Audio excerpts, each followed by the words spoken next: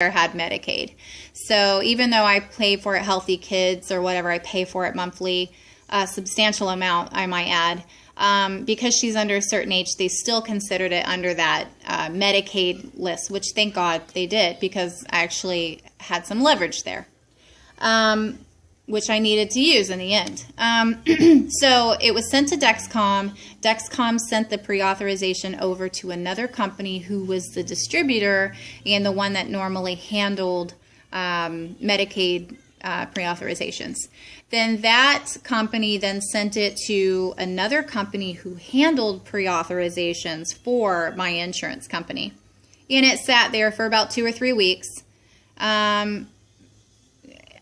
My insurance company decided to change almost immediately after we turned that in. So, of course, the process had to be started over like 2 or 3 weeks into it, which sucked.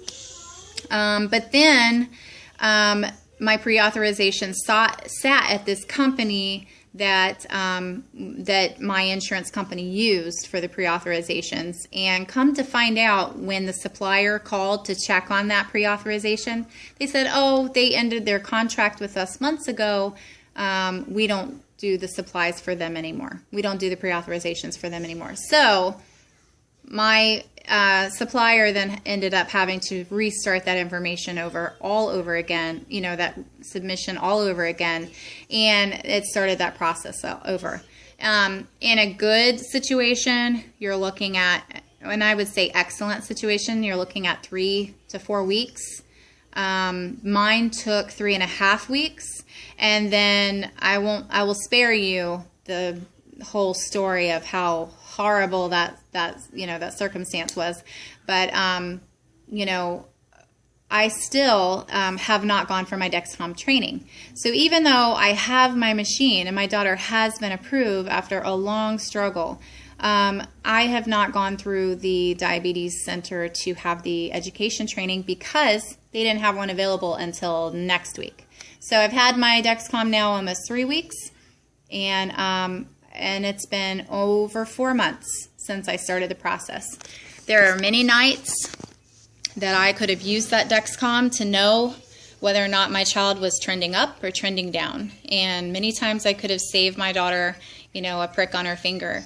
And if you have had your child sick, so far you know, as you know, type 1 moms know just how sore those little fingers can get when you have to check multiple times a night. So anyways, there's that. So let me look at my notes here just to make sure I'm kind of covering everything.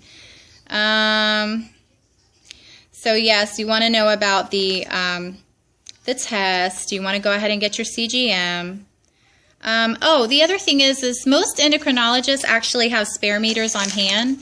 So if you have an insurance company who will only cover 1 meter a month, you can always get spare meters and spare strips from your endocrinologist. And I highly recommend that, because you never know when you might be going on a trip and need to have spare supplies, or if something, you know, one of your meters get messed up and, you know, broken, then you have one to back up. Let's see. Again, I can't express enough, you know, just knowing the complications, being proactive with those. And no, I hope and I pray to God that your child never has any complications. But like I was saying before, those simple complications like the frozen shoulder, the skin rashes, dental care, you know, those are really, really, really important for type 1 diabetics, and making sure that you go to a dentist on a regular basis and floss that baby's teeth, because, you know, dental issues are very common, and they also cause issues with high blood sugars. So, you know, it would really wreak havoc on your child's care. So, there's another thing too here, is that your endocrinologist will probably do tests. There are quite a few issues that go along with type 1 diabetes. So like Hashimoto's disease. I have Hashimoto's disease, and it actually is very similar to type 1 diabetes. I guess the shape of the antigen or something fits closely to that I'm not a scientist. Don't ask me that part. But knowing that, knowing that there's certain things that go along with that, celiac disease, Hashimoto's disease, then you can have your child checked and make sure and kind of like ward off those complications, as well as knowing, what vitamins your child should be taking. So I know I'm kind of overloading and rambling on here, but it kind of goes right on into it, which is, if I have Hashimoto's disease, then I automatically know I'm going to be vitamin D deficient probably all the way across the board all the time. I always take a vitamin supplement for D. My child is on and off antibiotics and nystatin cream, and she's on allergy medications and, all that good stuff. So probiotics is a really good one that your child should be on. And if you can't get your child to take probiotics, you can get shelf stable and put it in like gummy bears. You can make your own gummy bears with no sugar. It's so easy. I mean, so easy to make gummy bears. It's not even funny.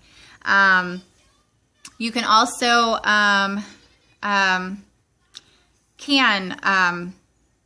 my goodness, I'm going blank here. Sorry, it's pickle.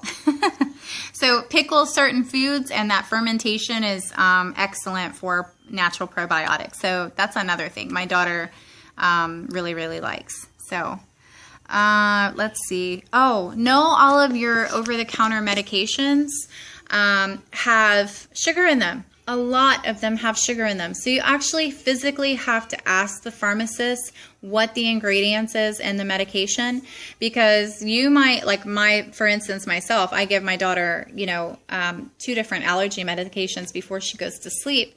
And the one that I gave her in the very beginning was loaded with sugar. And so I would notice about an hour later, she was running high. And for a while, I had no clue what it was. And so you think it's kind of common sense. Oh, sugar and, of course, cough syrup for kids tastes great.